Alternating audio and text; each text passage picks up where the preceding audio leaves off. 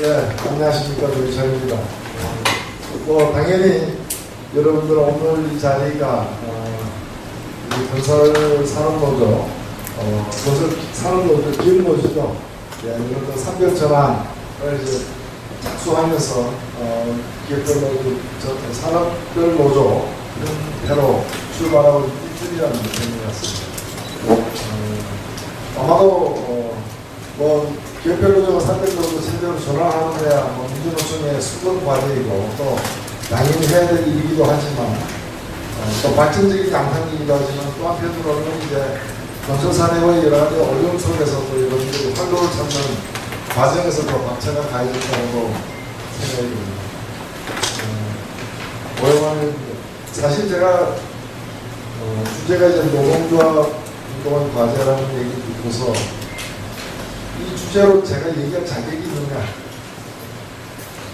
거꾸로 얘기하면 이제 진보정당 운동의 과제, 진보정당은 지금 집이 밀려해가지고 어려운 처지에 놓여 있는데, 제가 진보정당을 잘 못하면서 노동조합에 훈수를 넣을 처지가 되느냐 이런 생각도 사실 듭니다.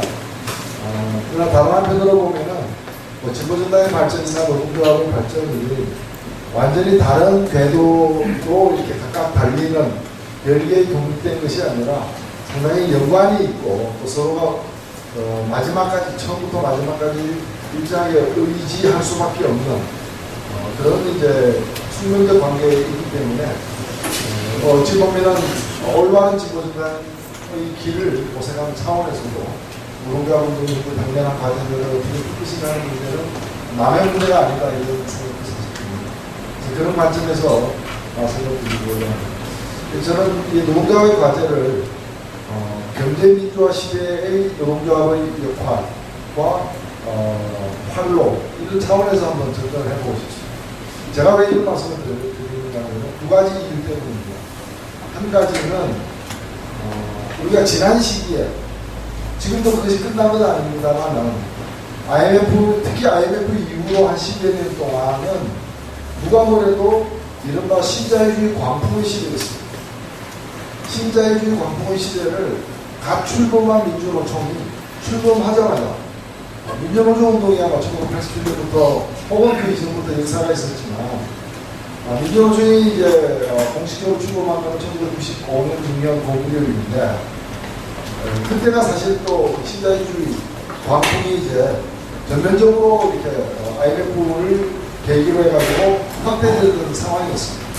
우리나라 경제정책이 신자유주의적 경제정책을 대폭 도입하기 시작한 것은 김영삼 정부 때부터였습니다. 그 이전에는 김대중 정부가 어찌 보면 제도화된 법률까지 다 분비된 속에서 신자유주의가 구체적으로 실현되기 시작하는 그런 과정이 김대중 정부였습니다. 그래서 어찌 보면 정권의 성격으로 보면 김영삼 정부보다는 김대중 정부가 좀 더 친노동자적이라고도 볼 수 있는데 상대적으로 실제로 구성노동자 수 같은 걸 보면은 현격하게 김대중 정부 때 많았던 이유가 김대중 정부 때는 법 만드는 시기였고 만들어진 법을 집행하는 정리해보나 여러 가지를 집행하는 과정이 김대중 정부이기 때문에 이 저항은 그때가 더 컸던 겁니다. 노무현 정부 때도 마찬가지입니다. 여하튼 민주노총이 어렵게 만들어졌는데 만들어지자마자 닥친 외부 환경은 신자유주의가 전면적으로 우리 사회에 이렇게 적용되는 시기였고 결과적으로 보자면은 원래 이런 시기에 노동운동이 이런 걸 타고 넘어가지고 이 싸움에서 이겨낸 경우는 세계적으로 보더라도 많지는 않습니다.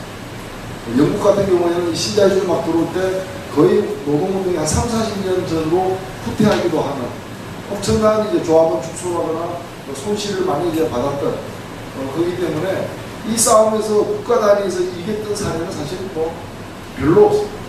아주 드문 그만큼 어려운 싸움인데 우리 역시도 이 시기에 결과적으로 보자면 이제 민주노총이 이걸 돌파하는데 많은 어떤 한계나 이런 걸 보여왔습니다. 그 결과가 바로 민주노총으로서는 조직이 굉장히 위축되고 조직 활동도 침잠해지는 그리고 많은 싸움에서 계속 깨질 수밖에 없는 그런 싸움이 이제 된 것이고 또 하나는 뭔가 하면 민주노총이 확대가 되지 않다 보니까 민주노총 바깥에서 벌어지는 싸움 민주노 쪽이 감당하기도 책임지기도 힘든 그런 바깥에서 벌어지는 이게 비정규직 부분입니다. 이 부분들이 굉장히 사회적으로 이 주목을 모으는 그런 과정으로 여기까지 이제 진행이 됐습니다. 이 부분 얘기만으로도 굉장히 우리가 여러 가지를 또 주요하게 분석하고 파악할 수 있는 대목들이 있지만은 오늘 저는 지나간 시기보다는 지금 문제에 우리가 이렇게 당면하고 있고 또 앞으로 우리가 거치게 되는 시기와 관련된 부분을 중심으로 얘기를 드리고자 해요. 그래서 신자유주의 시대의 민주노조 운동이 어떻게 나아가야 하느냐가 굉장히 중요한 과제였다면 지금 그것이 완전히 이렇게 두 번째 단계로 넘어선 건 아니지만 지금 현재의 시기는 좀 정세적으로 보자면 정세 차원에서 보자면은 이른바 신자유주의에 대한 어떤 본격적인 반성은 아니지만 신자유주의로도 더 돌파하지 못하는 신자유주의가 갖고 있는 여러 가지 문제점들이 이제 그동안에 쌓여서 이제는 그 쌓인 문제의 덩어리가 너무 크다 보니까 신자유주의도 옛날 방식으로 더 밀고 나가기 힘들게 된 겁니다. 실제로 김영삼 정부, 김대중 정부, 심지어는 노무현 정부 때 신자유주의를 밀어붙였던 경제관료들이나 그 세력들도 일부를 제외하고서는 같은 방식으로 신자유주의를 밀어붙이려고 안 하고 있습니다. 왜냐하면 그 문제점들이 너무 많이 드러났기 때문에 자기 철학이나 세계관을 안 바뀌었겠지만 더 이상 밀어붙이지 못하게 됩니다. 그것이 잘 표현된 게 언제냐? 바로 작년 12월 대통령 선거. 작년 12월 대통령 선거는 여느 이전의 대통령 선거하고 다른 점들을 많이 보여왔는데 그 중에 가장 큰 것이 뭐냐면 바로 이 문제입니다. 이른바 너도 나도 할 것 없이 경제민주화를 얘기합니다. 예를 들면은 그 5년 전의 선거 2007년 12월 선거 2007년 12월 선거 무렵이면은 이미 우리 국민들은 신자유주의로 인한 여러 가지 고통 속에서 고통 때문에 경제 문제에 대한 불만이 가장 컸던 때였습니다. 그렇기 때문에 그것이 주로 어디로 표출됐는가 하면은 당시의 여당, 즉 지금 참여정부죠. 참여정부가 경제를 못 풀었다. 그래서 사회 악화가 계속 심화되었고 비정규직이 그 당시 10년 동안에 2배로 늘어났고 그 비정규직 차별로 인한 여러 가지 폐해가 축적이 되면서 주로 서민층에서 이제 경제 문제 때문에 못 살겠다 가라보자 이렇게 사실 된 겁니다. 그때 등장한 게 MB.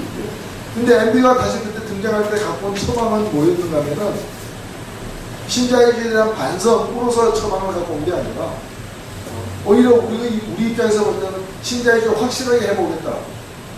그래서 경제 문제로 사람들이 혐오시켜서 당선되었지만은 실제 처방을 내리면은 경제 문제를 더 악화시키는 처방을 계속 내렸던 겁니다. 부자 감세라거나 여러 가지 사대강 사업이라거나 이런 것들이 일련의 그런 일들인데 이런 것들도 이제 통하지 않는다는 걸 스스로 다 깨닫게 됩니다. 그래서 2012년 선거 때 보면은 새누리당부터가 경제민주화를 들고 나왔습니다. 이 경제민주화는 사실은 물론 그 사이에 많은 일들이 있었죠. 미국발 금융 위기도 있었고 그래서 과거와 같은 이제 시장에서 강자를 더 키워가지고 더 커진 강자가 약자까지 보살펴줄 수 있다는 그런 논리로 강자 위주의 정책을 피는 그런 이제 그리고 이제 경쟁 위주라는 건 강자의 경쟁은 늘 강자에게 유리한 거니까 강자 위주의 정책이 경쟁 위주의 정책이고 탈규제 이런 게 다 신자유주의의 주요 정책적 특징을 갖고 있는 것들인데 이런 부분에 대한 어떤 반성 이런 게 이제 새누리당에서까지도 나타났다. 민주당은 사실 정권을 잃자마자 2007년 대선에서 정권을 잃자마자 2008년부터 태도가 많이 변했습니다. 예를 들면 2007년까지 저 같은 사람들이 주로 우리만 나타났던 현장에 저 같은 사람들만 나타났던 길거리 현장에 2008년부터는 그 1년 전까지 여당이었던 사람들, 민주당 정치인들이 대거 나타나기 시작해요. 우리는 그거 보고 화도 났지만 당장에 나타난 건 또 고마운 일이니까 할 수 없이 어깨 동무하고 이제 같이 할 수밖에 이제 없었는데, 그때 실제로 그분들이 뭐 형식적으로 나타난 것이 아니라 그걸 깨닫기 시작한 겁니다. 이 대표적인 인물 중에 하나가 이제 정동영 의원 같은 그런 분들인데, 그분들 얘기 들어보면은 이제 무엇을 자기들이 놓쳤고 하는 얘기들을 이제 많이 듣게 됐습니다. 근데 여하튼 민주당은 이미 이제 그래서 경제민주화를 2008년부터 경제민주화 방향으로 선회를 했다고 보여집니다. 근데 새누리당까지도 선거에서 이기려면 그거 잡아야 된다, 이게 판단을 하고 덤비는 게 정한선입니다. 그래서 지금 상황의 특징을 제가 말씀드리면은, 일반 당분간은 경제민주화 시대라고 얘기해도 좋을 만큼 그 방향으로 가고 있다는 것이고요. 물론 한편으로 보면은 재벌이나 대기업들 또는 보수적인 언론이나 이런 데서 저항은 굉장히 거셉니다. 지금 사실 아무것도 처리 안 되고 있잖아요. 아무것도 처리 안 되고. 이번 6월 국회에서도 저기 뭐 국정원 문제가 저 난리 칠 뿐이지 경제민주화 관련해서는 일체의 진척이 지금 사실은 없습니다. 없는 상태고, 우리가 뭐 그 사람들이 됐을 때 그런 얘기를 했다 그래가지고 쉽게 뭐가 많이 이루어진 것처럼 헛된 기대를 갖고 있다는 말씀은 아닙니다. 그런 얘기는 아닌데, 여기서 좀 잘 봐야 될 게 뭔가면은, 이 경제민주화가 단순히 새누리당이 박근혜가 떠들어서 경제민주화가 대세인 것이 아니라, 어찌 보면은 국민들이 절박하게 요구하기 때문에, 또 그것을 눈치챘기 때문에 그 사람들이 태도 변화도 있었다, 사실 이렇게 보는 게 맞지 않나 이렇게 생각합니다. 그리고 그쪽도 이렇게, 그런데 대응하는 속도는 굉장히 빠릅니다. 제가 이 3인의 두 가지를 말씀드리면은, 저희가 과거에 문정호 정부와 더불어서 진보정당을 처음 창당했을 때가 이제 2000년입니다. 그때 창당하자마자 내건 대표적인 구호가 무상교육, 무상의료, 부유세 도입이었습니다. 이걸 가지고 2002년 지방선거도 돌파했고, 2002년 대선 때 크게 대중화시켰고, 그때 뭐 국민 여러분 살림살이 나아졌습니까? 이 말로부터 시작해서 그걸 했다. 그리고 2004년 총선에서 사실은 첫 정치적 성과를 거둬들이기 시작했고, 그럼에도 불구하고 실제로 이제 이런 구호에 대한 일반 시민들의 반응은, 그래, 그런 얘기 하는 사람도 있긴 있어야 된다, 저런 주장이 우리 현실에서는 굉장히 낯설고 또 굉장히 성급한 시기상조인 건 사실이지만은, 그래도 저런 얘기라도 하는 사람들이 국회에 좀 있어야 된다는 그 정도의 반응이었습니다. 민주당 같은 경우에는 그런 저희들의 그 정책에 대해서 역시 좌파는 달라, 이루어질 수 없는 얘기를 많이 하는구나, 운동권답다, 뭐 이런 정도였습니다. 그런데 제가 지금 작년 대통령 선거 더 정확하게 말씀드리면 2011년 서울시장 재보궐선거, 박원순 시장이 당선되던 무상급식으로 인해서 오세훈 시장이 물러나고, 자기만의 자기가 걸려 넘어지듯이 물러나고, 박원순 시장이 되면서 무상급식 문제가 교육감 선거 등까지 포함해서 일반적인 어떤 대세처럼 대중적인 요구로 확인되던 2010년, 2011년 봄무렵부터 시작해가지고 불과 10년 사이에 엄청난 변화가 일어났다는 걸 우리가 알 수 있습니다. 그러니까 일단 대중들이 굉장히 빠른 속도로, 과거에는 성장이 먼저지 복지하다가 경제 깨뜨리는 거 아니냐라고 오히려 굉장히 보수적인 태도를 보여왔던 대중들도 이 복지 부분에 관해서 강력한 요구, 또 구체적이고 실질적인 요구를 그대로 표출을 하기 시작했습니다. 이게 2010년, 11년 거무렵입니다. 여기에 대한 반응이 예를 들어 새누리당은 뭡니까? 제가 예를 하나 드립니다. 제가 2010년에 이제 서울시장 선거에 나가서 그때 이제 끝까지 사퇴 않고 가는 바는 욕도 많이 되고 선거들 이제 다 옛날 얘기처럼 되어버렸습니다만, 그때 한명숙 후보, 저 오세훈, 저는 그때 준비를 좀 많이 한 상태여가지고 TV 토론 나가서 오세훈이라는 사람은 거의 이제 겉멋 들어가지고 뭐 수천억을 갖다가 한강 무슨 디자인이고 이런데 필요되는 그 약점이 많았습니다. 그래서 TV 토론 나가서 그 자근자근 이제 씹으면서 붙었는데 그때 제 무상 보육 저는 가장 센 공약을 이제 무상 보육에 뒀어요. 급식은 좀 해결됐기 때문에 제가 이제 무상 보육으로 돌파한다 해가지고 저희들 내에서도 강원파가 있었는데 온건파들 반대를 뿌리치고 공약을 좀 세게 만들어가지고 0세에서 4세까지 무상 보육. 당연히 오세훈 시장은 이제 잘 만났다, 잘 걸렸다 이러면서 그게 말이 되느냐, 허황되다 이러면서 붙었습니다. 오세훈 시장은 그걸 반대했고 저는 그냥 붙었습니다. 그게 2010년 6월 4일입니다. 그리고 2년 있다가 2012년 대선에 박근혜 후보가 뭘 들고 나왔냐면 제가 0세에서 4세까지 무상 보육이었는데 그거 가지고 세다고 우리 안에서도 세다고 했는데 박근혜 후보가 작년에 들고 나온 게 0세에서 5세까지 무상 보육. 제가 했던 것보다 더 센 걸 들고 왔어요. 돈도 훨씬 더 많이 드는 거예요. 네. 그래서 저는 이 사람 미치지 않았는데 우리가 한 것도 그때 우리 정도 돼 우리는 센 걸 좋아하니까 센 게 부담스럽지 않으니까 최대한 세게 해서 얘기를 했는데 그보다 더 센 걸 들고 나왔어요. 근데 그거에 대해서 일반 시민들의 반응이 괜찮네. 그런 변화가 있다는 제가 말씀을 드리는 거예요. 그리고 이 변화의 배경에는 그만큼 힘들다는 거예요. 월급만 가지고 살기 힘들고 장사해서 먹고 살기 힘들기 때문에 과거에는 우리 수준에 그게 될까 했던 것들에 대해서도 수준이고 뭐 급하니까 달라요. 주면 좋겠다. 그렇게 이제 변화된 게 지금의 상황이 아니고. 그런데 또 더 보면 그래서 경제민주화는 물론 이제 그걸 끌고 나가는 세력의 힘과 또 반대하고 방해하는 세력의 힘이 부닥치는 힘관계이기 때문에 어느 정도 진전이 실제 되느냐는 문제는 딴 문제이긴 합니다. 이건 정치 투쟁의 영역인 것이고요. 그런데 이 전반적인 어떤 정책을 보면은 경제민주화를 이제 역행하기 힘든 이제 당분간은 역행하기 힘든 상황이 이제 되었다는 것이고, 그런데 가만히 또 이렇게 들여다보면 대통령 선거 때는 주로 쟁점이 됐던 게 복지와 그 비용이 됐습니다.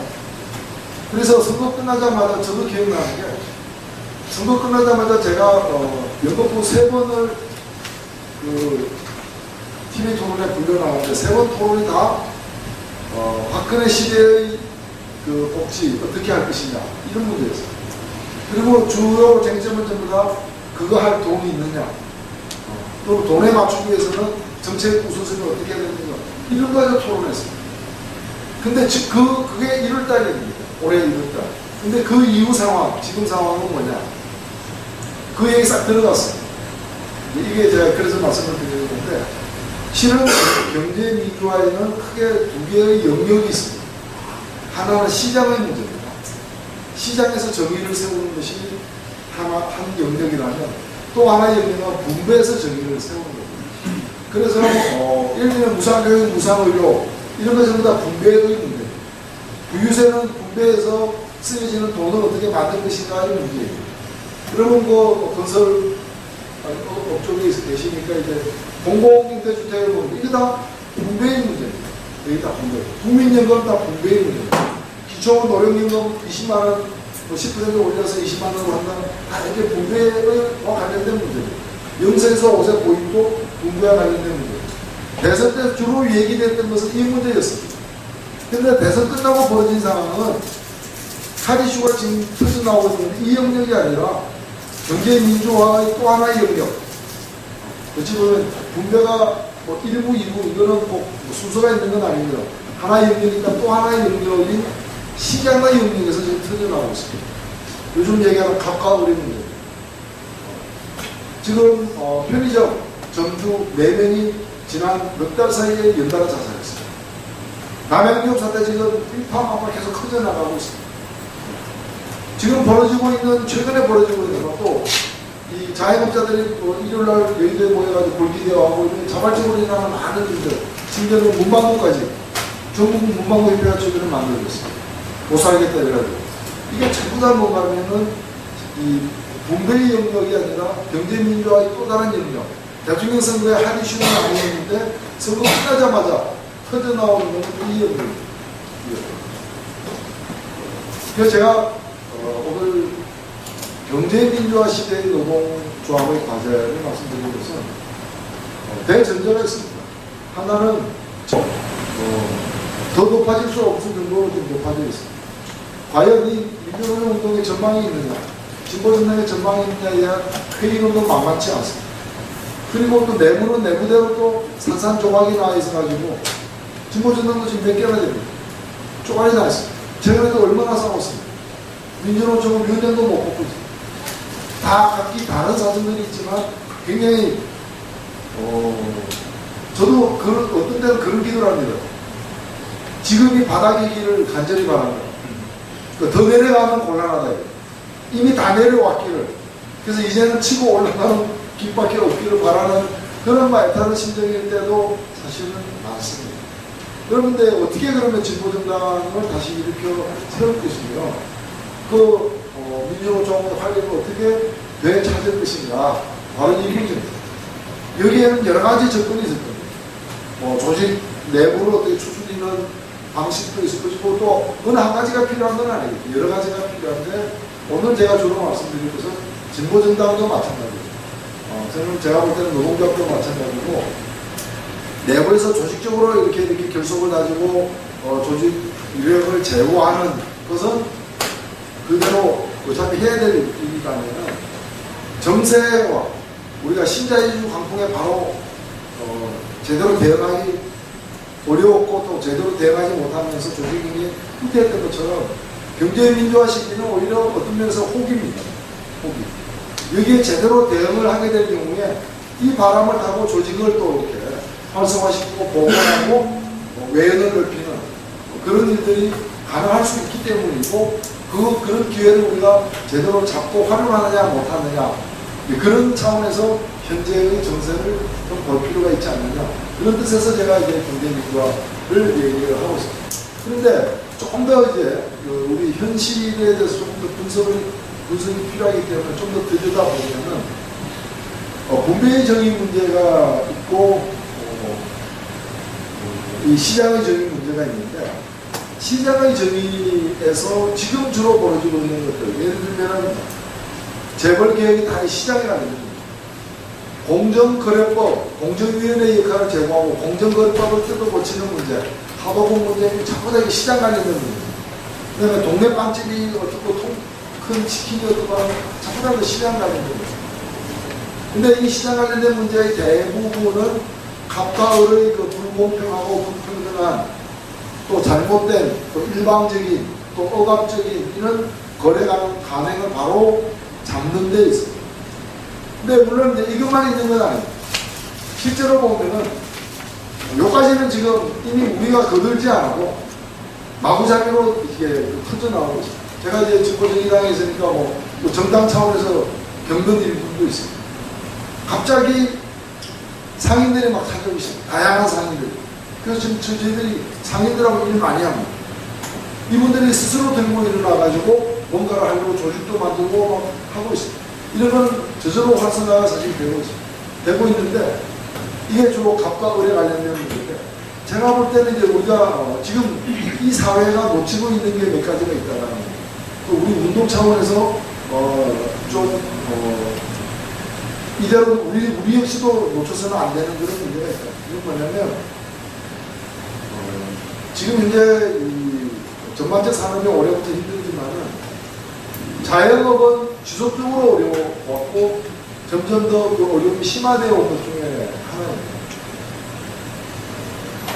현재 우리나라에 보면은 예를 들면은 이제 식당들 있잖아요. 우리 식당들 보면 자주 바뀌죠. 식당들. 그때 식당은 없어지고 닭 한 마리 집이 이제 좀 있다가 안동찜닭집이 되었다가 그 다음에 가니까 무슨 소 한 마리인데 이렇게 바뀌는데 보면은 대한음식점 그 협회가 있습니다. 제가 거기서 참여했는데 서울 시내에 식당을 개업해가지고 1년을 못 채우고 폐업하는, 신장개업 후 1년을 못 채우고 폐업하는 비율이 약 70%를 넘었었습니다. 100개가 만들어지면 70개는 1년 못 채우고 문 닫습니다. 그럼 그 사람들이 시장을 떠나느냐? 그렇지는 않습니다. 그러기에는 뭐 먹고 살 길이 없으니까. 그러면 돈 더 빌려가지고 또는 뭐 집 내놓고 전세로 돌리거나 뭐 주변들과 퇴직금, 친지들 돈 좀 빌려서 한 번 더 합니다. 두 번, 세 번까지는 합니다. 그러면 또 1년 못 가서 또 망가져. 그러면서 점점 이렇게 자기 경제적 지위가 낮아집니다. 실제로 중산층이 줄어들고 있다는데 그 줄어드는 현장이 바로 이 대부분은 자영업입니다. 그만큼 이제 힘든데, 이 자영업 보면은 문제는 자영업이 너무 많다는 게, 자영업에 두 가지 어려움이 있는데, 하나는 조금 전에 말씀드린 최근에 막 터져나오고 있는 남양 위험 문제 등 터져나오고 있는 갑을 횡포로 인한 문제가 하나 있다면, 또 하나는 갑을 횡포와 무관하게 갑과 을에서 을이 너무 많다. 을이 너무 많다. 그러니까 자영업 하는 사람이 너무 많습니다. 어느 정도 많은가 하면 이제 위험할 정도로 많습니다. 그냥 많은 게 아니라 좀 그 사회적으로 위험할 정도로 많아요. 지금 우리가 거의 그 포화 상태까지 왔는데, 우리나라의 자영업하는 사람이 600만 명 정도 돼요. 이게 전체 경제활동 인구로 치면은 약 30% 정도 돼요. 참고로 말씀드리면 미국은 자영업 종사자의 비율이 전체 경제활동 인구의 약 7%입니다. 그러니까 우리가 미국보다 평균 4배 정도 혹은 4배 이상 자영업이 많다고 생각합니다. 그러니까 조그만 아파트 단지 하나 있다면 미국이 그 동네 슈퍼가 하나 있다면 우리 4개 있어요. 그러니까 그 4개가 경쟁을 해야 되니까 사실 그러면 평균적으로 수입이 4분의 1밖에 더 되겠어요. 미국하고 바로 비교해버리고. 그러니까 굉장히 힘든 겁니다. 자영업은 여성들도 많습니다. 우리나라 여성들 중에 자영업 제일 많이 종사하는 자영업이 어떤 건지 아십니까? 미용. 예, 미용이. 미용사 자격증을 가진 여성이 60만 명. 국분이 몇 명? 국분하고 똑같습니다. 60만 명. 이 정도 되면 그냥 60만 대국민이 있는데, 제가 대한미용사협회 그쪽에 뭐 하도 어려우니까 그 신용카드 가맹점 수수료를 낮추는 걸 몇 년 동안 계속했습니다. 좀 많이 낮췄습니다. 많이 낮췄, 반 정도로 낮췄는데, 제가 물어봤어요. 미용으로 먹고 살려면은 하루에 미용사 한 명이 손님 몇 명 받아야 되는데 20명이 받아야 돼요. 그러면 60만 명인데 이 사람들이 다 현업에 있다면 곱하기 20하면은 1200만 명. 그러니까 우리나라 여성이 하루에 미용실 가야 되는 사람이 1200만 명. 여성 인구는 2500만 명이에요. 그럼 여성을 A조, B조로 나눠가지고 홀짝으로 가야 돼요. 이틀하고 가셔야 돼요. 그러면 미용사들이 먹고 사는 거예요. 제가 뭐 아마 여성들 비슷하게 하시겠지만 제가 아내한테 물어봤어요. 미용실 얼마 받는 시간이 했더니 두 달에 한 번 가나? 물론 이제 젊은 사람들은 좀 더 가겠지만 제가 미용사들 굶어 죽겠다 이렇게 얘기를 했는데, 실제로 이게 그러니까 한 사람의 한 가정의 생업이 될 수가 없는 거예요. 그러니까 이게 생계수단이기보다는 생계보조수단, 뭐 아이들 학원비, 반찬값 마련하는 정도밖에 안 되는. 이게 이 문제가 가본 횡포 문제와 더불어서 굉장히 중요하게 해결돼야 하는 문제가 뭔가면 을의 포화 상태라는 거죠. 자영업 포화 상태. 근데 이걸 갖다가 그러면 미용사 자격증 시험 문제를 어렵게 돼가지고 합격률을 갖다가 막 반으로 그냥 줄여버린다. 이렇게 해서 해결될 문제는 아니지 않느냐. 근데 왜 그러면은 이 자영업이 이렇게 포화 상태가 되고 미국은 4배까지 됐느냐. 미국보다 자영업 장사가 더 잘 되는 것도 아닌데 왜 미국의 4배나 될 정도로 자영업이 늘어나느냐. 이게 바로 노동 문제죠. 이게 바로 노동 문제. 출발은 노동에 있다.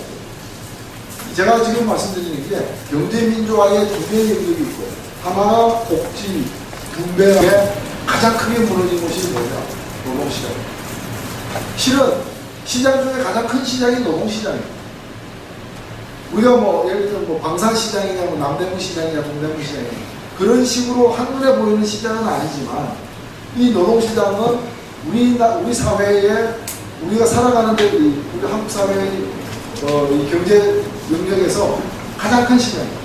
노동시장에는 뭐가 있습니까? 노동력을 사는 사람과 노동력을 파는 사람, 즉 노동자와 사용자가 있습니다. 고용인과 피고용인이 있습니다. 이 한국의 노동시장에 가담대에 직접 연루되어 있는 인구가 2천만 명이 넘습니다. 가장 큰 시장. 그 가족까지 합하면 그냥 인구의 90%는 여기에 있는 거예요. 노동시장. 근데 문제는 노동시장에서의 정의, 아까 일반 시장에서의 정의도 많이 다른 나라에 비해서 훼손당했다고 하지만 노동시장에서는 더욱 험악하게 훼손되어 있다. 노동시장에서 많은 사람들, 지금 자영업을 하는 사람 중에 많은 사람들은 그냥 월급쟁이로 노동시장에서 자기가 고용되어가지고 받는 월급으로 편안히 먹고 살기를 바랬는데 그게 잘 안 되는 거예요. 일단 고용 불안, 정리해고, 하청, 재하청 이런 어떤 고용의 질이 떨어지는 거예요. 그 다음에 비정규직, 또 비정규직에 대한 차별. 실제로 비정규직이 옛날부터 50%가 아니라 IMF 이후로 2배 이상 늘어나. 그럼 우리가 다 잘 아는 사실입니다. 대한민국 노동시장의 절반은 노동시장에서는 노동자가 을이잖아요. 사용자가 갑이잖아요. 근로위원 맺을 때도 이렇게 갑과 을. 우리가 을입니다. 을인데 문제는 을 중에서 보면은 등급이 있다는 거예요. 더 어려운 을, 즉 비정규직. 이 전체 을 중에 반은 상태가 매우 안 좋은 을인 거예요. 물론 나머지 반의 상태가 매우 좋다고 볼 수는 없지만 상대적으로 비정규직에 대한 차별이 평균임금 따지면 거의 50%에 불과하니까.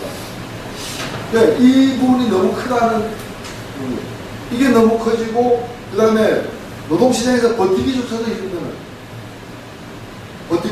힘든 우리나라의 통계에 보면은 실은 노동시장에서 직장을 구하고 있는데 그 통계에는 실업자로 분류 안 되는 많은 사람들이 있습니다. 그러니까 다른 나라 통계 기준으로는 실업자인데 우리나라 통계에서는 실업자가 안 되는 사람, 실업자가 아닌 사람들. 그 누가 있느냐? 여기 노량진하고 있는 30만 명. 노량진 시장에서 각종 그 시험 준비하느라고 있는 30만 명. 그분들 수가 평균 30만 명. 그 사람들은 직장을 얻기 위해서 지금 그 고생을 하고 있는 거예요. 다른 나라에서는 직장을 구하는 실업자입니다. 구직 활동 중인 실업자인데 우리나라는 저분들을 학생으로 불러요. 학생. 수험생은 학생입니다. 그래서 스님, 직업군인과 마찬가지로 신분인과 마찬가지로 비경제활동입니다. 경제활동 안 하는 일부 아예 빠져 있습니다. 근데 저런 사람까지 합치서 이 노동시장을 들여다보면은 노동시장의 상태가 매우 험악합니다. 험악한 상태에서 10년 이상 온 거예요. 오다 보니까 노동시장에 못 버티고 노동시장에서 튀어나와서 자영업을 하게 되고 그 인구가 너무 많아지다 보니까 자영업 경쟁률이 미국의 4배가 되고 자영업이 이제 중산층의 무덤이 되어버립니다. 그런 상황까지 이루어지죠. 그러니까 이 문제를 해결하는 것도 노동시장에서 이 일자리 문제와 관련된 노동시장에서 갑과 을의 관계에 대한 어떤 보고가 정상화가 중요하다. 그래서 이 문제와 관련해서 사실 노동조합이라는 것도 그렇지 않습니다. 노동조합이 뭡니까? 노동조합이 생겨난 노동조합이 하는 일은 뭐 역사의 발전에 따라서 점점 확대되어 왔지만 원래 노동조합이 뭐예요? 원래 노동조합이라는 것은 우리가 노동조합법에 보면 노동조합의 정의가 있잖아요. 조합원의 근로조건을 향상시키기 위해서 만들어진 결속한 조직이잖아요. 그러니까 결국에 뭐가 노동조합의 1차적 임무는 노동조합의 1차적 임무는 근로조건의 유지와 개선입니다. 그리고 근로조건의 핵심은 고용입니다. 현대사회에서. 과거에는 근로조건이 고용이 아닌 때도 있었어요. 근로조건의 핵심이 임금인 때도 있었고 임금 인상보다는 임금 인하 방지가 주요 요구였던 100년 전만 하더라고요. 주로 임금 인상 투쟁이 아니라 임금 인하 저지 투쟁 이런 게 뭐 주요한 요구였던 시기도 있었습니다만 근데 시대마다 이제 이 요구는 변하는데, 현대사회에서의 가장 큰 고용. 근로조건의 유지와 개선은 고용의 유지와 고용의 질에 대한 개선입니다. 이게 개인적으로, 개인이 노동시장에서 노동력을 파는 개인이, 노동력을 사는 개인과 1대1로 계약을 하면 대단히 불리하니까. 불리할 수밖에 없으니까 집단으로 계약하게끔 하고, 이 집단 계약을 나는 집단 계약 싫어, 개별 계약만 할 거야 라고 할 수도 있는데, 그걸 법적으로 허용하지 않는 게 노동조합이에요. 그러니까 노동조합은 상대방 동의 없이 만들 수 있고, 만드는 순간 상대방은 노동조합과 집단적으로 계약해야지, 노동조합이 있는데 나는 인정 안 하고 개개별로 따로 계약하겠어, 그게 나한테 유리하니까, 이런 권리를 법률적으로 구성하는 겁니다. 그게 노동조합법이에요. 그러니까 이게 뭔가 노동시장에 대한 강력한 초강력의 규제죠. 근로기준법도 마찬가지입니다. 솔직히 초기자본주의 그리고 자유주의, 순수 자유주의 입장에서 보면은 노동시장에서의 모든 거래와 계약은 자유의사에 기초해야 됩니다. 원래는.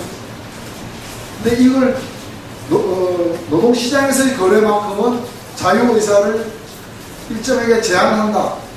그게 바로 근로기준법.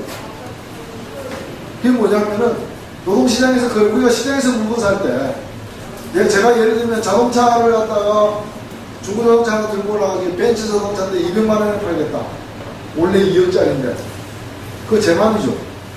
제가 그 200만원 받고 잡혀가지 않습니다. 그거 제 맘입니다. 제 자동차라면은.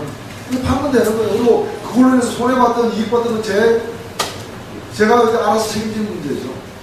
그런데 노동력을 사고팔 때는 그게 허용이 안 됩니다. 제가 사장입니다. 고용인입니다. 직원 모집 공고를 했습니다. 그걸 보고 어떤 사람이 찾아왔어요. 제가 얘기합니다. 우리 회사는 빨간 날 없다. 설날 하루만 쉰다. 월차 없다. 연차 없다. 그리고 우리는 연장 근로수당 아예 없다. 휴일 근로수당은 설날 하루밖에 없다. 이런 식으로. 그래도 들어오겠느냐? 나는 강요하지 않는다. 네가 자유롭게 판단해라. 본인이 딴 데 가봤자 취직이 할 때도 들어오겠다. 그 해서 우리 두 사람이 자유의사로 맺은 가업을 해서 근로계약서는 유효합니까? 무효합니까? 무효입니다. 무효죠. 근로기준법에서 정한 기준 아래로 맺은 계약은 자동 무효입니다. 자동 무효입니다. 뭐 소송 안 걸어도 무효입니다.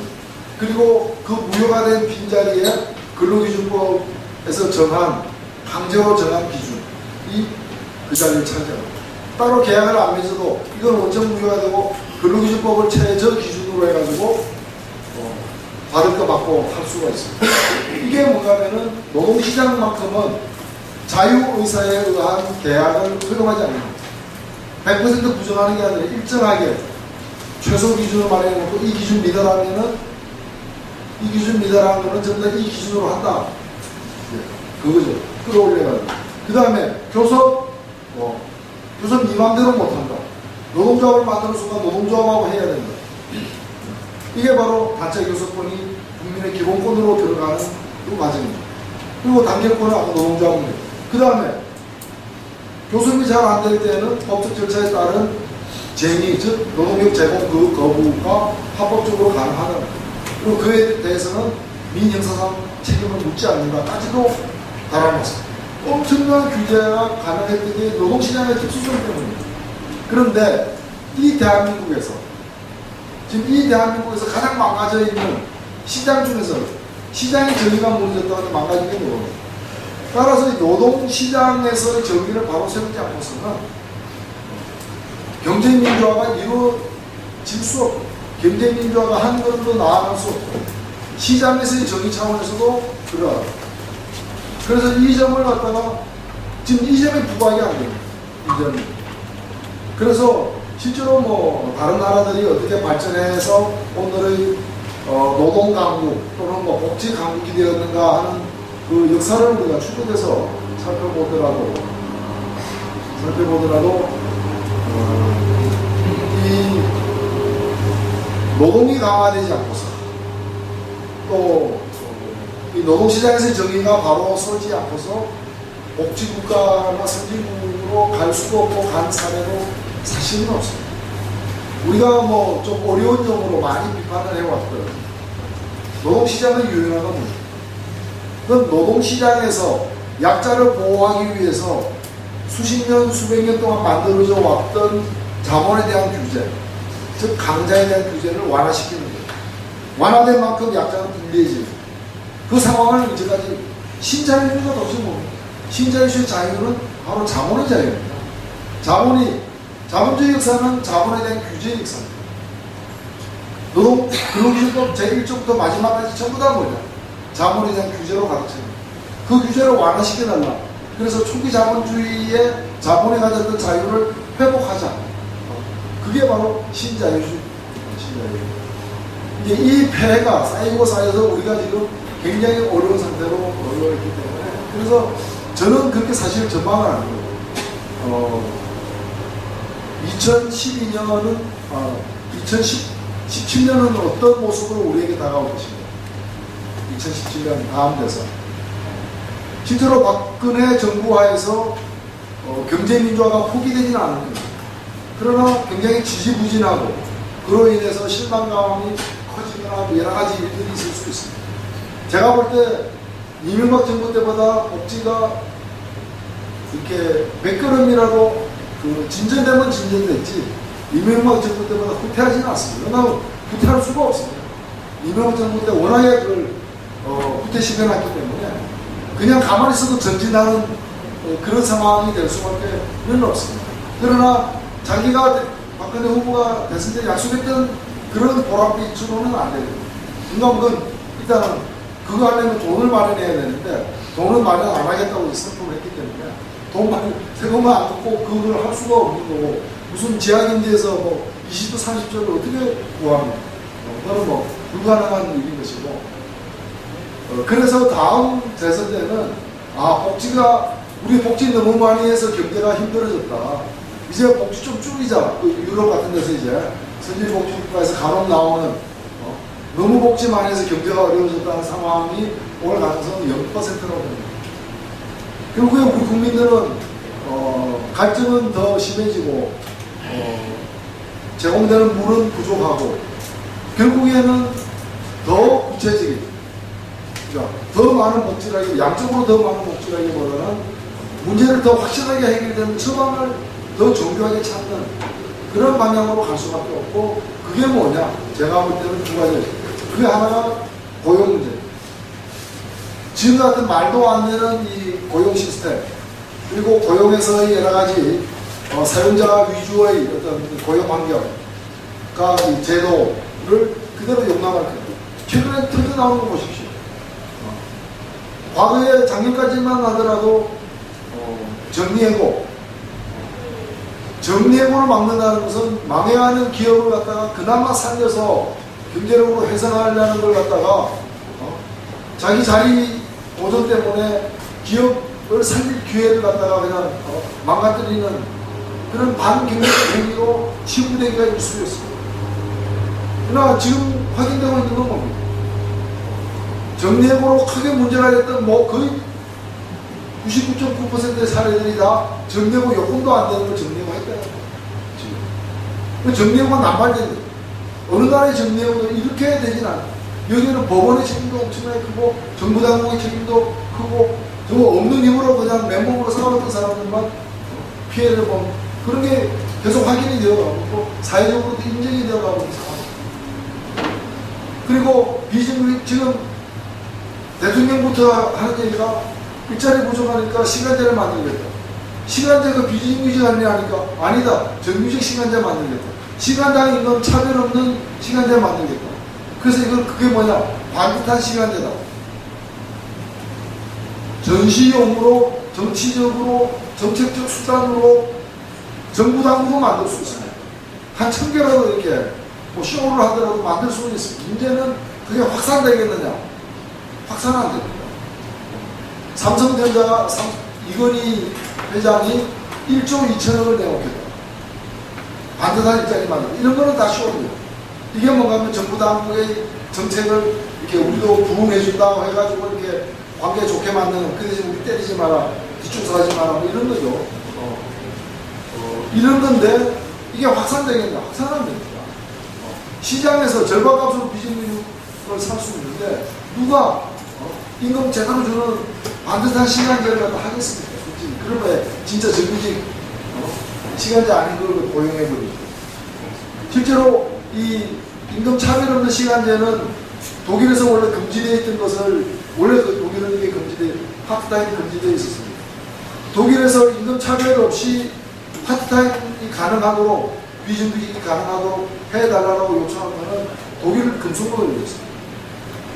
독일의 그 문화나 이런 것들이 바뀌면서 남자들도 이제 집에서 육아에 가담해야 되고 이런 여러 가지 어떤 사회적 어떤 변화 속에서 독일의 그 정규직 노동자들이 필요에 따라서 한시적으로 비정규직으로 갔다가 다시 정규직으로 오고 파트타임으로 갔다가 정규직으로 오는 게 가능하도록 해달라고 법을 고쳐달라고 해서 고쳐진 겁니다. 사실.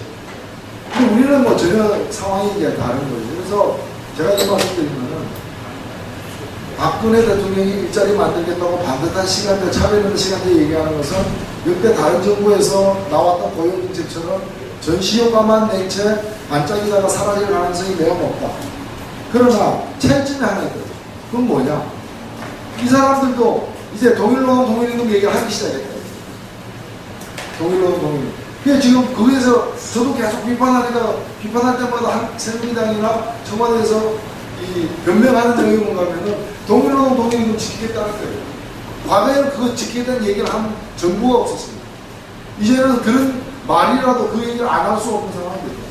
그런 점에서 저는 노동시장에서의 정의, 그래서 우리가 오랫동안 싸워왔지만 솔직히 욕만 듣고 별로 비정규직 왜 안 하냐는 욕만 들었지 안 한 건 아닌데, 안 한 건 아닌데 욕만 들었지 별로 성과가 없어 왔던 이 문제에 관련된 돌파구를 마련해야 되고, 그것이 또 이 사회의 가장 중요한 이슈가 될 수밖에 없습니다. 그러니까 한국 사회가 또 한국 경제가 기존의 신대주의하에서 유연성이 그렇게 높아진 이 고용 관행을 계속 같은 방식으로 유지하기 어렵게 됐다는 것입니다. 유지하기 어렵게 됐다는 점에서 이것을 우리 노동자 주요 과제로, 진보정당의 주요 과제로 돌파구로 좀 삼아야 되는 게 아니냐, 그런 말씀을 드리고, 두 번째는 이제 당연히 이 복지 문제입니다. 이 복지에 대해서 우리 노동자들도 갖고 있는 오해 중에 하나가 뭐냐면은 복지 중요하지, 누가 복지를 거부하겠나, 그러나 잘 살면 해결될 문제가 아닐까? 잘 살지도 못하는데 복지로 너무 나눠먹는 데 집중하다 보면은 파이를 깨버리는 거 아니냐, 파이가 줄어드는 거 아니냐라는 그런 걱정을 하는 경우가 굉장히 많습니다. 우리 내부에도 굉장히 많습니다. 그런데 이 부분은 우리가 좀 이 문제와 관련해서도 좀 일종의 편견이라고 할까요? 선입견이라고 할까요? 이런 부분에 대한 새로운 접근이 필요하다. 제가 이런 말씀을 이제, 우리는 지금 2만 분입니다. 평균 2만 분입니다. 물론 개인으로 따지면 뭐 여러 가지 이제 다르겠죠. 또 나라 전체로 보면 국민소득이 2만 분입니다. 울산이 약 3만 분 정도 됩니다. 여기 저 서해안도 보면 지금 인구가 늘고 있는 태안이라거나 당진, 서산하고 당진 있는 인구가 조금씩 늘고 있어요. 인구 느는 데는 딱 들여다보면 가면 밤 공기가 다릅니다. 늦게까지 불이 켜져 있고 길거리에 젊은 사람들이 비틀거리면서 많이 다니는 거 있고, 그게 다 보면은 그런 데는 여지없이 인구가 늘고 있어요. 인구 느는 데는 딴 거 아닙니까? 다 공장이 많다는 일자리가 많아지는 거죠. 그리고 그런 데는 다 2만 5천 불 넘습니다. 진짜 지방도. 그런데 제가 볼 때는 어렵겠지만 우리가 앞으로 결국에는 3만 불 뿐만이 아니라 4만 불 내지 5만 불까지도 저는 가리라고 보는 사람이죠. 갈 거다. 2만 불에서 주저앉지는 않을 거다. 이렇게 갈 거라고. 우리가 사실 지난 10년간도 이 GDP는 굉장히 좋았습니다. 평균 1년에 4%씩 성장을 했고, 올해는 뭐 2% 되기도 쉽지는 않겠는데 작년까지는 그렇게 했습니다. 유럽 같은 데 가면 4% 성장한 나라 없습니다. 잘 나가는 나라, 영국이나 독일이 한 2%, 나머지는 1% 하면 0, 일부 뭐 스페인이나 뭐 이런 데는 마이너스 뭐 있지 않습니까? 근데 제가 드리는 말씀은 뭐냐면 잘 살면 해결된다. 우리가 예를 들면 대학교 무상교육 이런 거 얘기를 합니다. 그러면 좋지. 그렇게 되면 그거 누가 반대하겠나? 근데 지금 되겠어? 2만 불로? 4만 불 내지 5만 불은 돼야지. 그런 말은 그럴듯한데 제가 드리는 말씀은 자 4만 불 내지 5만 불 되면 그 문제가 자동으로 해결된다면 우리는 딴 거 할 필요 없습니다. 빨리 4만 불 되는 거 빨리 5만 불 되는 일에만 매진하면 됩니다. 근데 문제는 4만 불이고 5만 불인 나라들은 지금 어떻게 살고 있나를 보면 예를 들면은 대학 등록금이 전 세계에서 가장 비싼 나라가 어디입니까? 미국입니다. 두 번째는 어디입니까? 원래는 일본이었습니다. 근데 3년 전부터 우리입니다. 우리가 일본한테는 지분 보수한다고 그래서 그렇게 된 건 아니겠지만 그렇게 되어버렸습니다. 근데 도대체 왜 우리가 두 번째로 비싸야 합니까? 그리고 미국이 1등이라면 그러면 잘 살면 등록금 비싸지는 겁니까? 이 문제가 대학 등록금 문제가 뭐냐면 잘 살고 못 살고 하고 복지하고는 일단은 관계없다. 큰 관계없다. 자동 비례하지는 않는다를 말해주고 있습니다. 즉 우리가 5만 불 정도 되더라도 미국처럼 될 가능성도 있고 프랑스처럼 될 가능성도 있습니다. 그러니까 미국으로 가는 길이 있고 프랑스처럼 가는 길이 있는데 어느 길로 갈 거냐를 선택하기에 따라 달라지는 문제지 5만 불 된다 해서 자동적으로 뭐가 달라지지는 않는다. 프랑스는 미국하고 국민소득이 거의 같습니다. 나라 전체 GDP로 보면 미국보다 훨씬 못하죠. 1인당 국민소득은 비슷합니다. 근데 프랑스는 등록금 없습니다. 실제 없습니다. 물론 아예 돈을 안 내는 나라. 프랑스 같은 경우에는 조금만 냅니다. 1년에 국민대학교 같은 경우는 한 30만 원 정도 냅니다. 근데 뭐 그 우리에 비해서는 안 내는 걸로 이제 사실은 봐야 되는 거고 북유럽 같은 경우에는 거의 다 뭐 안 냅니다. 아예 안 냅니다. 학부생들을 많이 아니라 석사, 박사 끝날 때까지 안 됩니다. 북유럽은 우리나라 사람 유학 가도 안 됩니다. 세금 한 번 안 낸 사람이 그냥 그 나라 유학 가도 박사 끝날 때까지는 안 됩니다. 그리고 학부생들은 뭐 학비 면제만이 아니라 이제 1인당 한 달에 요즘 돈, 우리 돈은 지금 65만 원 정도 장려금이죠. 그러니까 되도록이면 아르바이트 안 하고 학업에 몰두하면 좋겠다. 뭐 아르바이트도 주긴 준다. 이게 65만 원대. 그 월급 지금 나옵니다. 매달 현찰이. 예, 그런 나라들하고 미국하고 비교해보면은 그런 나라들이 엄청 부자고 미국은 가난해서 미국은 학비가 비싸요. 그게 아닙니다. 교육 정책의 차이입니다. 근데 이 교육 정책은 단순히 정부 정책이 아니라 그 사회적 합의이기도 한 것이고 이게 뭔가면은 교육을 복지로 보느냐 교육은 복지다. 따라서 이건 공공서비스다. 따라서 이건 끝까지 나라가 책임져야 된다. 본인은 돈 안 내야 된다. 본인이 혹시 집이 부자에서 낼 돈 있으면 세금 많이 내라 그래. 뭐 이런 겁니다. 학교 가는데 개인이 돈 안 내야 된다라는 교육을 복지로 이제 분류해서 시행하는 나라와 그런 노선을 가진 나라와 교육, 대학 교육은 본인이 알아서 하세요. 이거는 상품입니다. 이거는 공공서비스가 아니라 상품이니까 돈 많으면 좋은 상품 사고 돈 없으면 싸구려 사세요. 아예 안 사도 할 수 없습니다. 이게 이제 그 차이입니다. 그래서 이런 차이는 많습니다. 예를 들면 뭐 의료보험 같은 거 보면 압니다. 우리나라 특히 월급쟁이들은 우리나라 건강보험 제도에 대한 불만이 많습니다. 사실은 여러 가지 문제도 있죠. 그러나 우리나라 보험제도가 전 세계적인 분류를 하면은 수준이 B급 정도 됩니다. B급. 미국은 클린턴 대통령 시절에 클린턴이 8년 했잖아요. 이 의료 하다가 실패했어요. 그래서 오바마가 그 다음에 부시 오바마가 선거할 때 이걸 제1번 공약으로 그래서 지금 오바마가 두 번째 임기를 하고 있습니다만은 첫 번째 임기 당선됐을 때 당선되자마자 힘 제일 셀 때 밀어붙인 게 이 의료 그 개혁입니다. 그래서 그 4년 차가 3년 차 때 2007년도에 실제로 의료 개혁했습니다. 미국 신문에서 140년 만에 미국 의료 개혁 이게 오바마의 가장 큰 성과 중에 하나입니다. 그래서 미국 서민들이 이제 의료 서비스와 관련해서 조금 나아진 거죠. 그래서 어떻게 되느냐.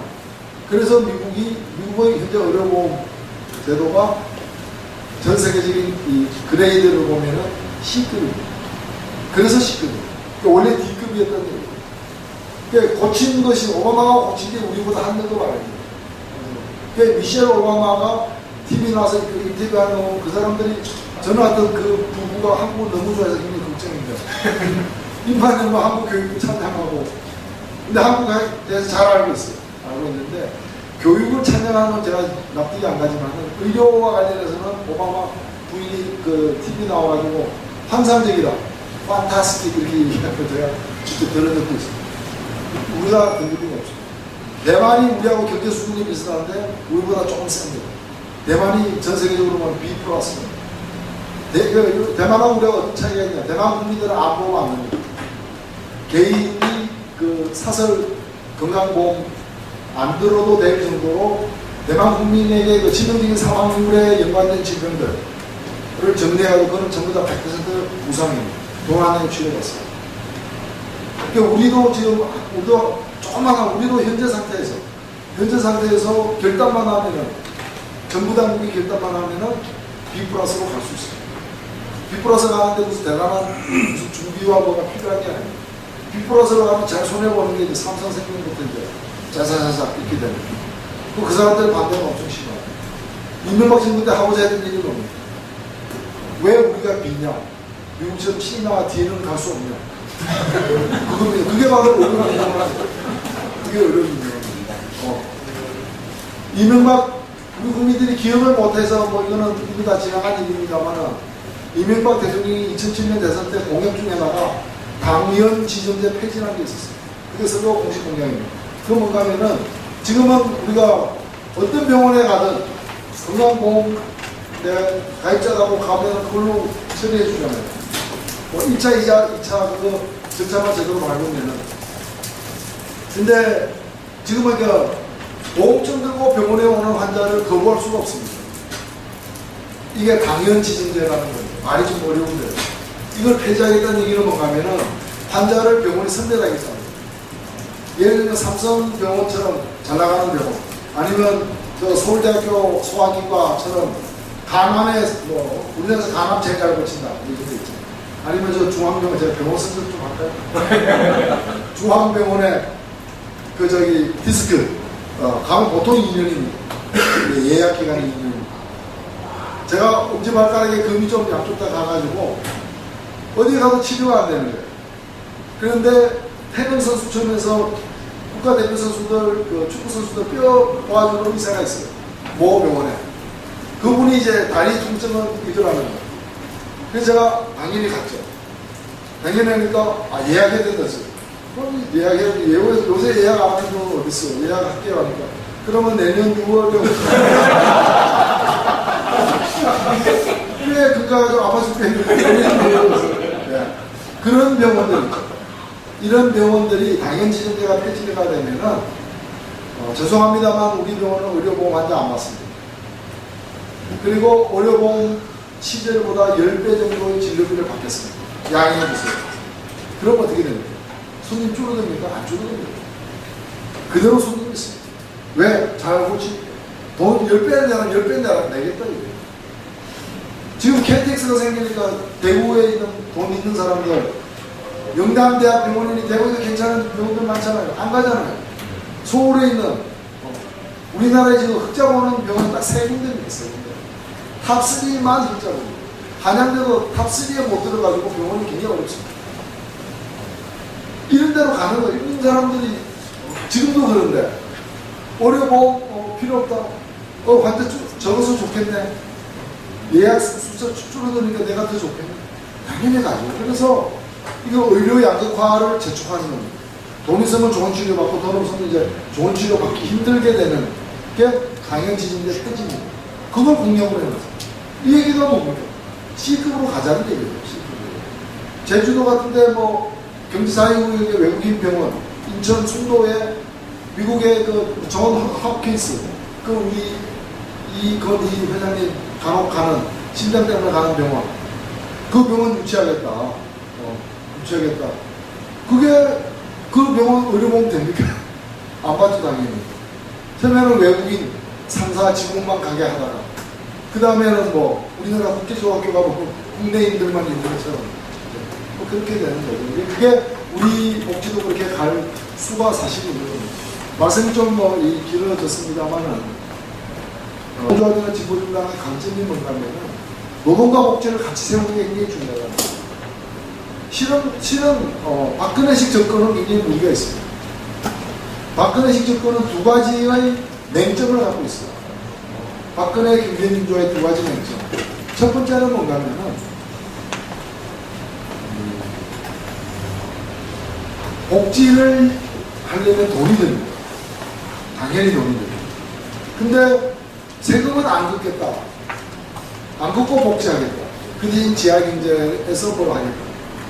지하경제를 양성화하겠다. 즉 세금 안 내고 지하에서 오가는 돈들을 근접시키려면요. 실제로 그런 뜻이 있다면은 삼성그룹부터 지금 압수수색해야 됩니다.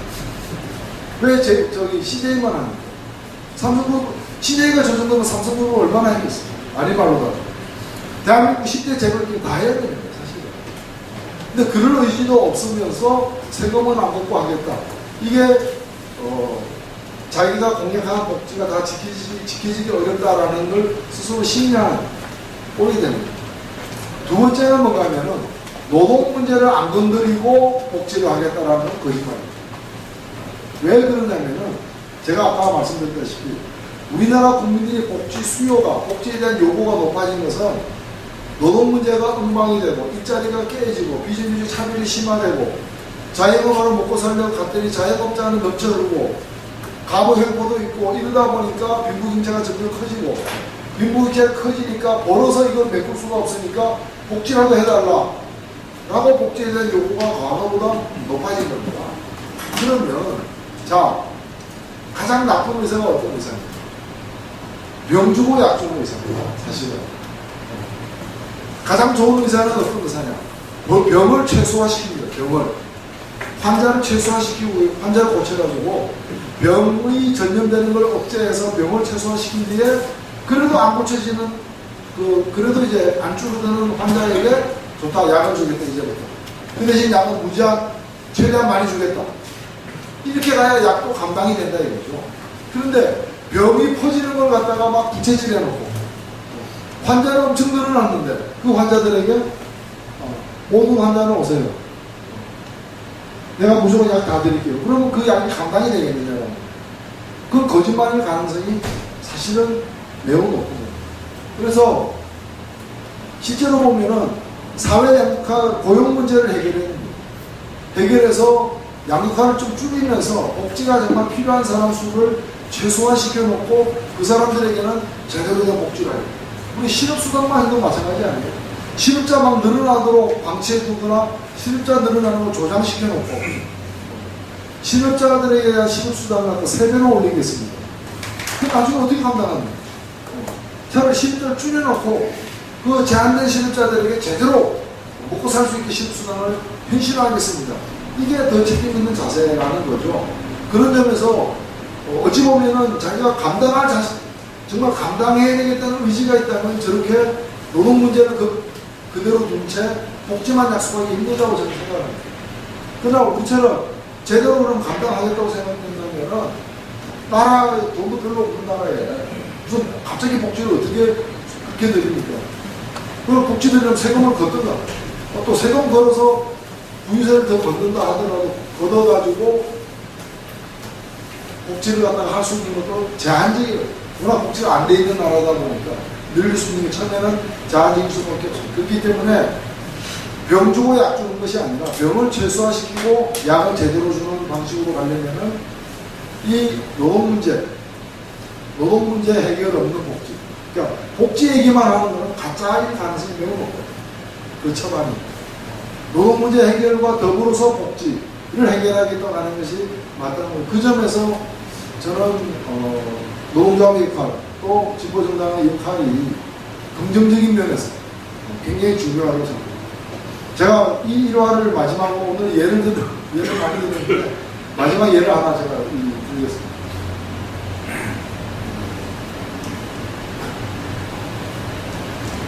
제가 외국이라는 데를 좀 굉장히 늦게 나갔습니다. 옛날에는 이제 저 같은 사람에게 하여튼 무슨 이유인지 여권을 잘 안 내주고 제가 40살 될 때 처음 외국이라는 데를 들어갔어요. 그때 기억나는 게 그때 처음 간 나라 중에 하나가 그때 뭐 스위스의 ILO 국제노동기구 회의가 있어서 갔다가 제가 이제 옆에 있는 독일이라는 나라를 이제 큰 나라니까 처음 갔습니다. 근데 우연히 제가 갔을 때 우연히 보게 된 희한한 광경이 있어요.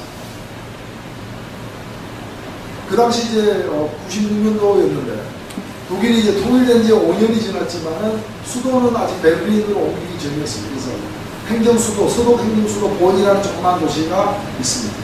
그게 우리나라 세종시 같은 거. 인구 30만 명짜리 그 당시에.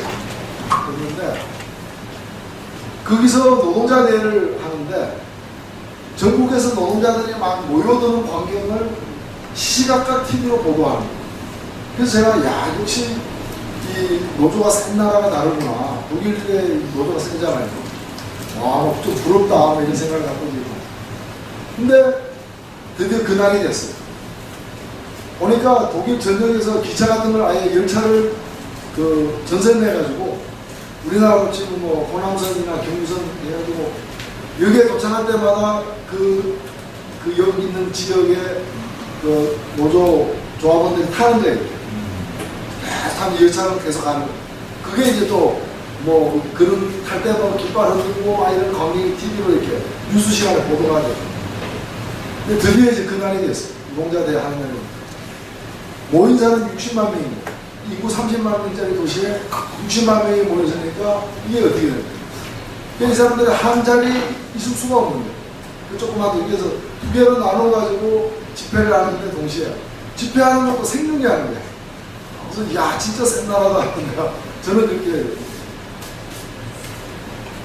그래서 제가 독일 사람에게 물었습니다. 독일 사전을 이제 아는 사람이 해마다 이렇게 하느냐. 우리도 해마다 노동자대회를 하잖아요. 그러니까 해마다 하는 게 아니라 2차 세계대전 끝나고 처음 하는 거예요. 아무도 안 하면 이렇게 한 적이 없다. 여기는 이런 거 안 한다. 이런 거 원래 안 하는데 그거 처음 한 거예요. 그래서 제가 더 놀란 거예요. 왜 하느냐 그러면 무슨 일 생겼냐니까 아 일 생겼지. 무슨 일 생겼냐니까 당시 그 수상이 콜이라는 사람이 있어요. 이름이 콜. 몸무게가 100kg가 넘는 헬무트 콜이라는 기민당 당 수상이었어요. 우리 지금 막 거의 이회창급 정도 되는 사람이었는데 이 사람이 누군가 하면은 이제 이른바 신자유주의 3인방 중에 한 명입니다. 대처, 레이건, 콜. 이제 신자유주의를 도입한 선구자적 인물인데 독일의 신자유주의 막 도입하다가 막판 가가지고 이 사람이 교육도 신자유주의다. 왜 독일 대학은 무상교육이냐. 대학생들도 등록금 내라. 이렇게 된 겁니다. 그 선언을 낸 겁니다. 그래서 자기들이 모였다는 겁니다. 그래서 제가 더 납득이 안 가는 거예요. 아니 무상교육이 철폐가 되고 돈 받는 걸로 돌아간다면 학생들이 들고 있는 거 아니고 노동조합에서 뭐 이렇게 설치냐. 내가 이제 그런 식으로 물었더니 그때 제가 들었던 대답을 아직도 저는 잊지는 못하고 있어요. 그 딱 대답이 간단해요. 독일의 무상교육제도를 누가 도입했는데 그래. 자기들이 도입했대요. 노동조합이 요구해서 관철이 됐다는 거예요. 실제로 지금도 독일 국민들에게 독일이 수출하고 싶은 자랑스러운 두 가지를 얘기하라. 이러면 뭐 벤츠 자동차, 뭐 벤베 뭐 이렇게 얘기 안 합니다. 독일의 교육제도, 독일의 선거제도 딱 두 가지. 이건 뭐 답이 정해져 있습니다. 그 제도에 대한 자부심이 엄청나요. 우리나라 교육제도에 대해서 자부심하는 분이 뭐 있습니까? 우리는 아마 거꾸로일 거예요. 제일 문제가 많은 게 뭐냐, 교육제도, 입시제도. 적성국가에게 수출해가지고 그냥 적성국가 무너뜨리는. 실제로 그 당시에 그렇게 싸워가지고 콜 수상의 대학 무상교육 폐지 정책은 중단됐습니다. 그러나 계속 해가지고 한 5, 6년 후에 그게 좀 실시가 됐어요.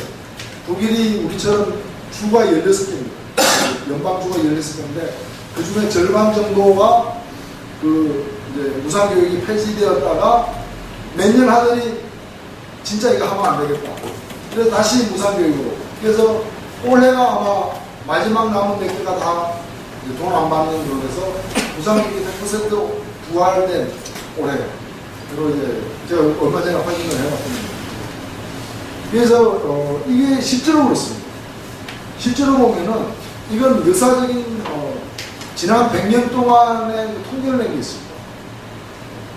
예를 들면 아까 제가 대학 등록금만 놓고 보더라도 대학 등록금이 굉장히 비싼 나라 1년에 거의 1000만원 가까이 받는 나라 우리나라를 포함해서 그런 나라들이 있고 대학 등록금을 거의 안 받는 나라들 20-30만원 정도 1년에 그리고 아예 안 받는 나라 크게 세 그룹으로 나뉘어져요. 왜 이렇게 됐느냐 국민소득이 예를 들면 여기는 7만 불 여기는 5만 불 여기는 3만 불이네 제대로 있잖아요. 제대로 있잖아요. 국민소득은 무관합니다. 국민소득은 가설요금 다 비슷하잖아요.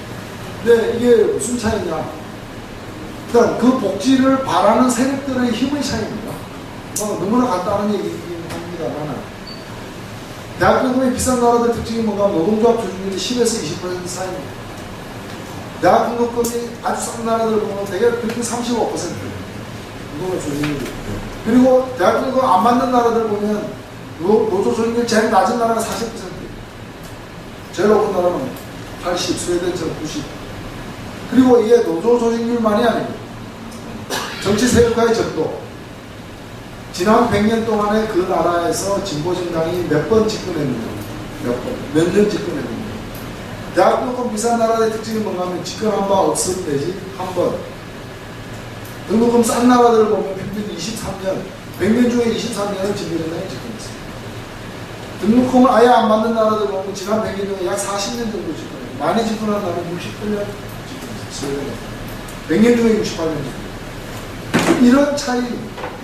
저는 지금 보면은 우리 노동운동이 활로를 차려야 되는데 한편으로는 조직 내부를 이렇게 추스려서 다시 일어서는 방안이 있다면 또 다른 한편으로는 국민들에게 어떻게 다가설 거냐와 관련해서 사실 그렇습니다. 지금 옛날처럼 각각 서로 다른 임금 인상률 가지고 동시다발 임금 인상 하는 시기는 이미 아닙니다.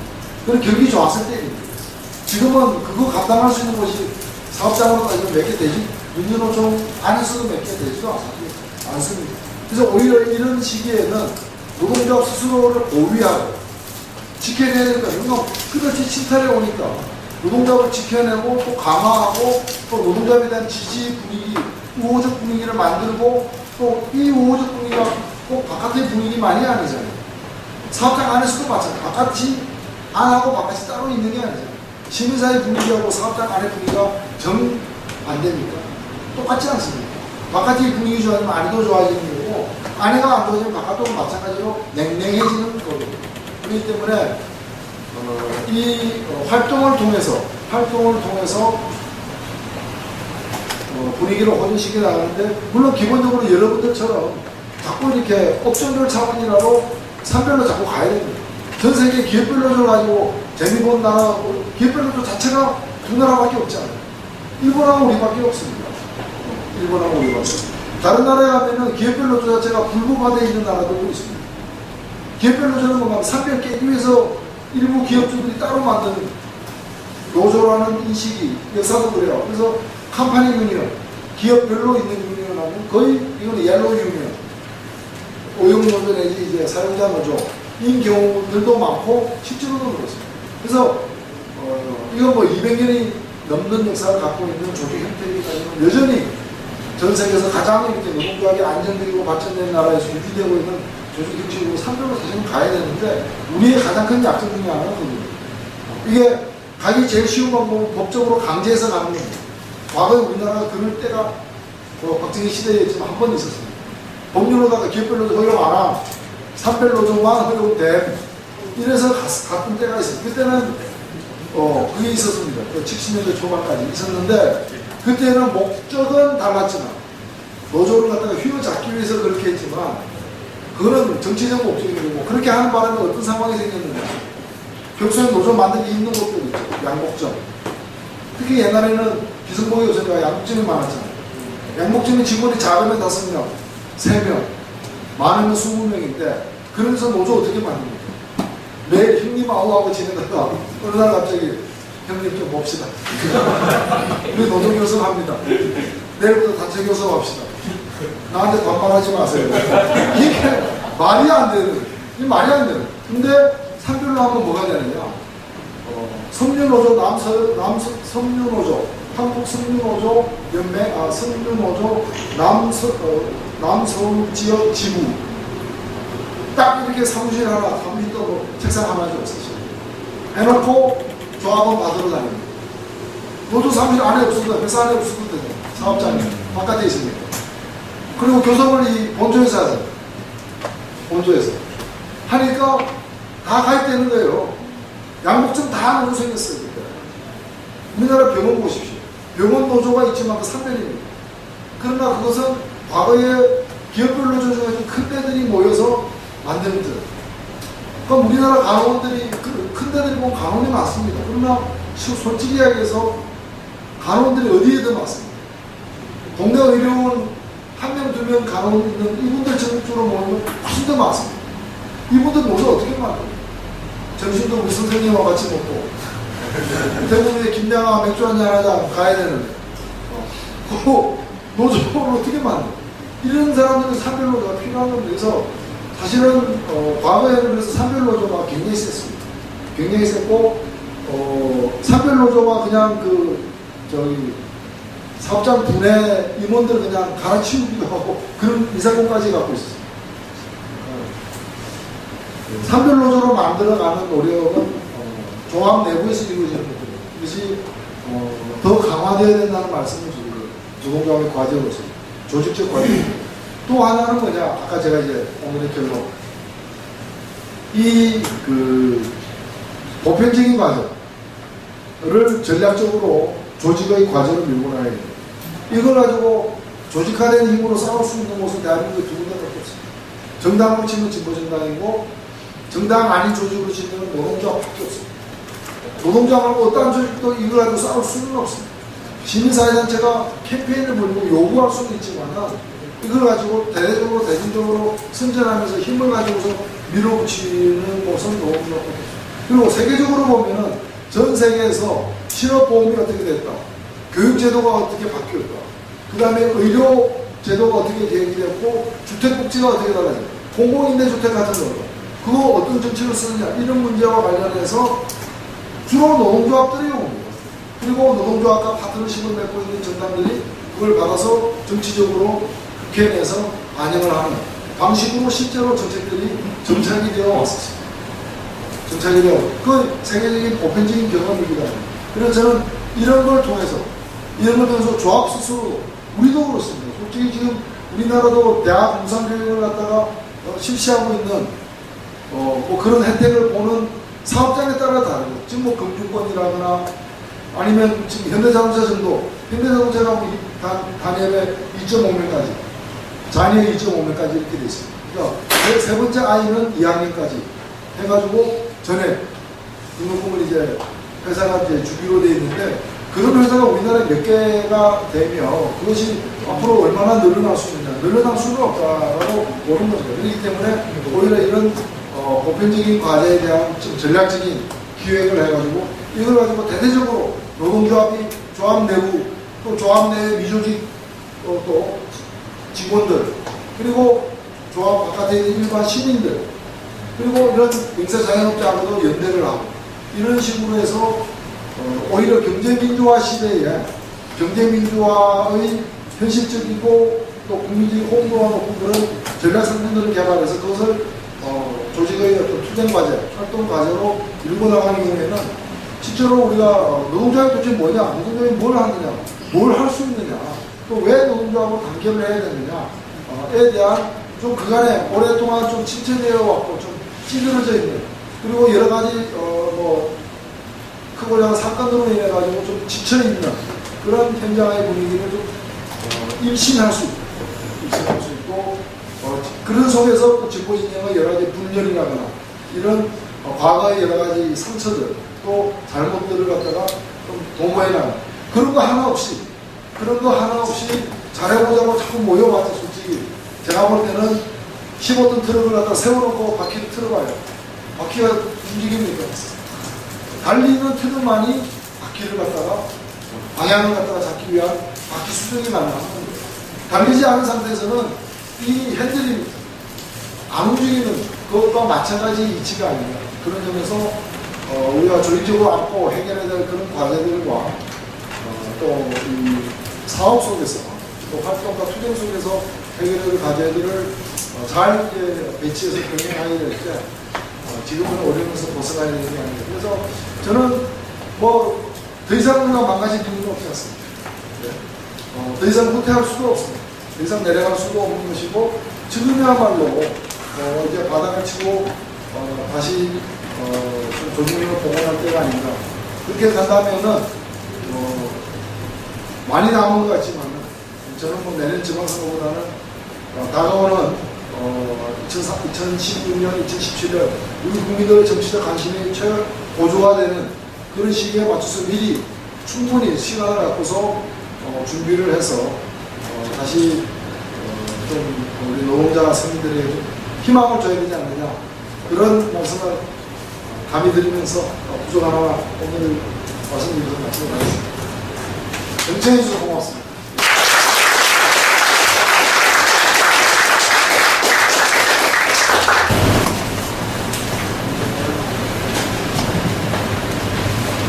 궁금한 거 없으세요?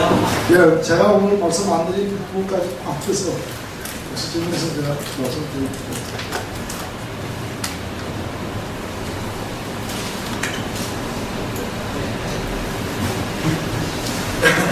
네, 고맙습니다.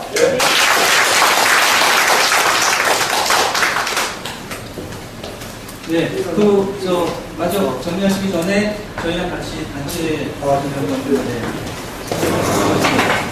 그리고 오늘 뭐 여러 말씀을 해주셨는데요. 그 노 의원님께서, 노 대표님께서 큰 숙제가 있습니다, 사실. 고대 공무원이신 분 어떻게 하실 겁니까? 어쨌든 노회찬 대표님께서 더 많은 활동과 그리고 더 앞으로도 더 좀 통합 활동으로 이런 어려운 상황들을 좀 헤쳐나갈 수 있도록 힘을 주셨으면 좋겠습니다. 네, 고맙습니다.